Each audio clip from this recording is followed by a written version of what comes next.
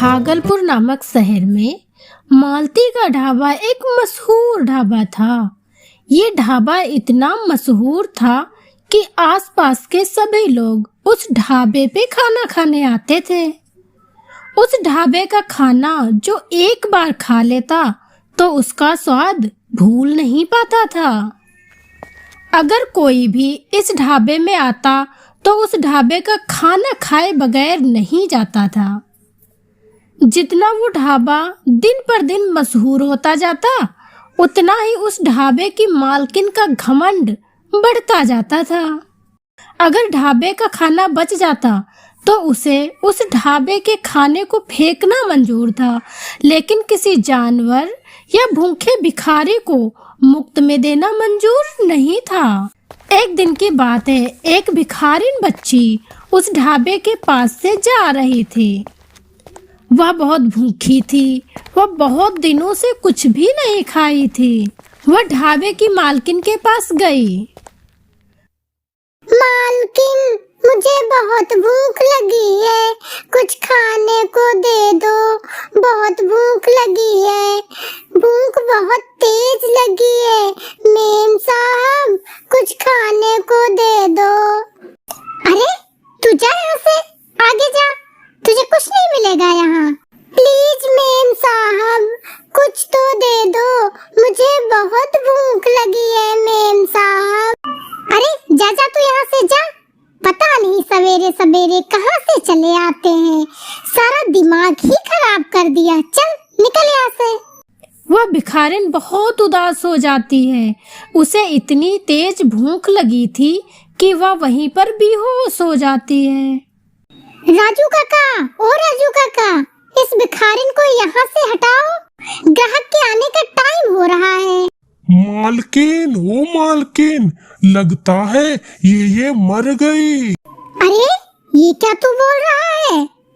मालकिन, मैं सही बोल रहा हूँ। राजू काका, तुम एक काम करो, इसे जो ढाबे के पीछे जमीन पड़ी है उस जमीन में गाड़ दो और किसी को कुछ भी पता नहीं चलेगा। जी मालकिन।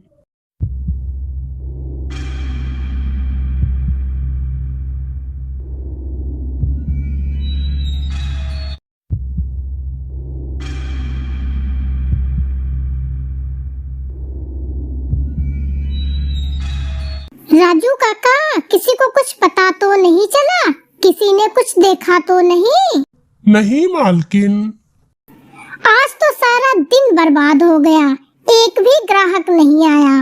राजू काका, कल तुम टाइम पर आ जाना। जी मालकिन। मालती ढाबा बंद करके घर जा रही होती है। तभी उसे ऐसा लगता है जैसे उसके पीछे पीछे कोई आ रहा है। मालती पीछे मुड़ के देखती है, लेकिन उसे कोई नजर नहीं आता है। वह फिर से चलने लगती है। तभी उसके सर पर कोई जोर से मारता है। मालती बहुत डर जाती है। वह भागती हुई अपने घर आती है। माँ, खाना लगा दो, बहुत भूख लगी है। माँ खाना लगा देती है। मालती जैसे ही खाना खाने लगती है, तभी उसका सारा खाना गायब हो जाता है। मालती बहुत डर जाती है। अरे यह कैसे हुआ? यह कैसे हो सकता है? आज का तो सारा दिन ही खराब हो गया है। अगली सुबह मालती के ढाबे पर एक ग्राहक आता है और बैठ जाता है। राजू, जल्दी से खाना लेकर आओ। ये कैसा खाना है? इसमें तो कोई भी स्वाद ही नहीं है। राजू काका, ओ राजू काका, ये तुमने कैसा खाना बनाया है?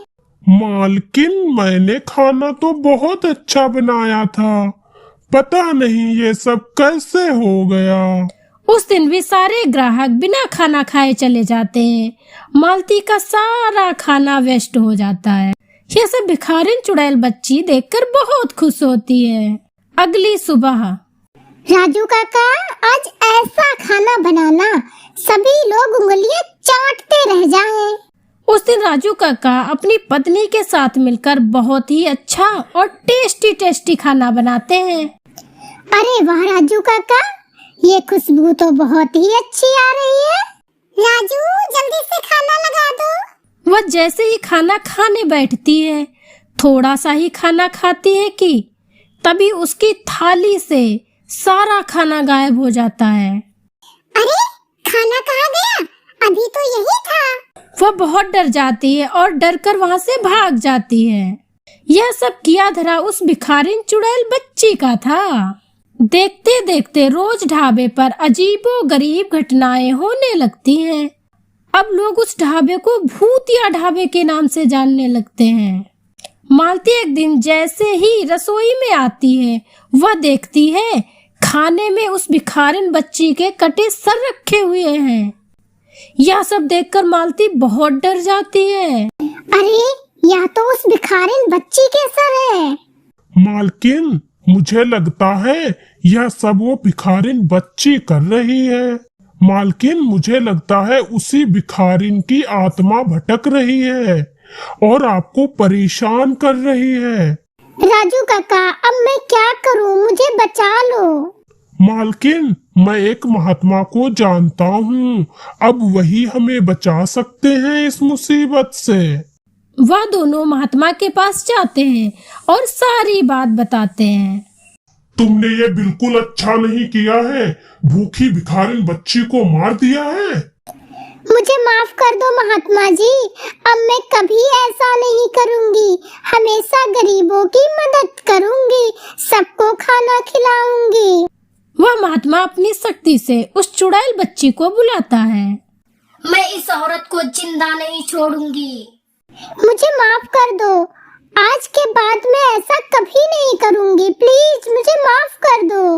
वह महात्मा काली माँ की राख उस बच्ची पर छिड़क कर उस बच्ची को मुक्त कर देता है। तब से मालती हमेशा गरीबों की मदद करने लगती है।